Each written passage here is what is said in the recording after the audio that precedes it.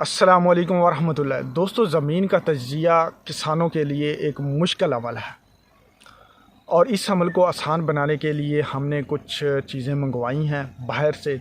आज उसी के बारे में मैं आप लोगों को बताने जा रहा हूं कि आप अपनी ज़मीन का तजिया किस तरह से अपने फार्म पे ख़ुद कर सकेंगे।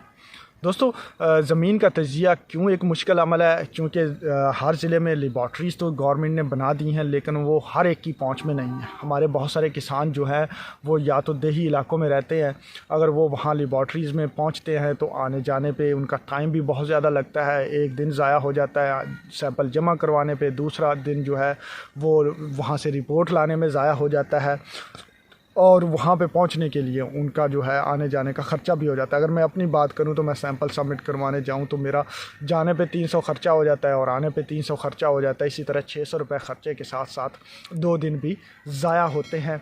और दूसरी वजह यह है कि हमारे बहुत सारे किसानों को इस बात का शऊर भी नहीं है कि वो कहाँ पर सैंपल सबमिट करें, कैसे सैंपल लें और फिर उनके ज़मीन के तजिया करवाने।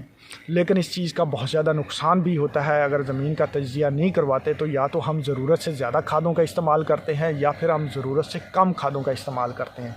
ज़रूरत से ज़्यादा खादों का इस्तेमाल करने की वजह से हम अपना ख़र्चा बढ़ा देते हैं और ज़रूरत से कम जो है वो खादों का इस्तेमाल करने की वजह से हम ख़र्चा जो है अपनी पैदावार कम कर लेते हैं। तो इस तरह से दोनों सूरतों में हमारा नुकसान होता है। अब इस चीज़ को आसान बनाने के लिए मैं बहुत अरसे से ये कोशिश कर रहा था कि किसानों को जो है वो ख़ुद कफ़ील किया जाए कि वो अपनी ज़मीन का तजिया ख़ुद अपने फार्म पे कर सकें और बड़ी आसानी से कर सकें।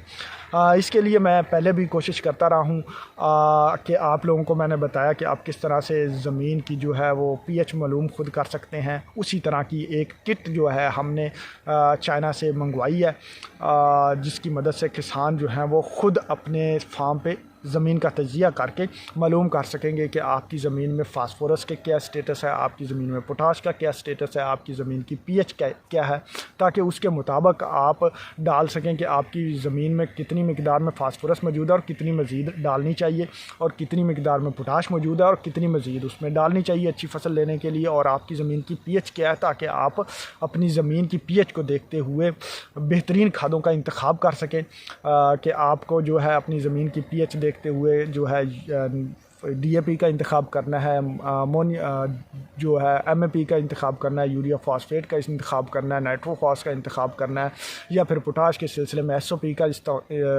इंतखाब करना है, म्यूरेट ऑफ पोटाश का इंतखाब करना है, यूरिया का इंतखाब करना है, अमोनियम सल्फेट का इंतखाब करना है। तो ये सारी चीज़ें जो हैं आपको ज़मीन के तजिए करने के बाद मालूम होती हैं और ज़मीन के तजिए से आप जो है बेहतरीन किस्म की खादों की बेहतरीन मिकदार इस्तेमाल करके अच्छी पैदावार को यकीनी बनाते हैं। अब किसानों को जो बहुत ज़्यादा प्रॉब्लम होती थी, मैंने किसानों को, मेरी हमेशा से कोशिश रही है कि ख़ुद कफ़ील किया जाए कि किसान अपनी चीज़ों को जितना हो सके ख़ुद हैंडल कर सके। मैंने किसानों को लिक्विड होमिक एसिड बनाना सिखाया, मैंने किसानों को लिक्विड जिंक बनाना सिखा दी, उन्हें लिक्विड पोटाश बनाना सिखा दी, उन्हें जो है लिक्विड नाइट्रोजन जो है जो पौधों में अप्लाई करके बड़ी अच्छी ग्रोथ ली जा सकती है वो बनाना सिखा दी, उन्हें जो ज़मीन की पीएच मालूम करना सिखा दी। अब मेरा जो बहुत इम्पॉर्टेंट ऑब्जेक्टिव था कि किसानों को ज़मीन का तजिया जो है वो ख़ुद करना सिखा दिया जाए ताकि वो ये लेबॉर्ट्री के झंझट से छूट जाए। आदो के वहाँ पे 5-7 रुपए लगते हैं, लेकिन एनालिसिस वहाँ से करवाना एक बहुत ही हिम्मत की बात होती है। वहाँ पे जो सैंपल सबमिट कर देते हैं तो चक्कर लगाते रहते हैं, लेकिन आपको रिपोर्ट नहीं मिलती, और या तो मिलती है तो फिर आपकी फसल लेट हो चुकी होती है या फिर आप फसल काश्त करके खादें भी इस्तेमाल कर चुके होते हैं, तो फिर जाके आपको रिपोर्ट आ रही होती है। तो ये बहुत ज़्यादा मसाइल है।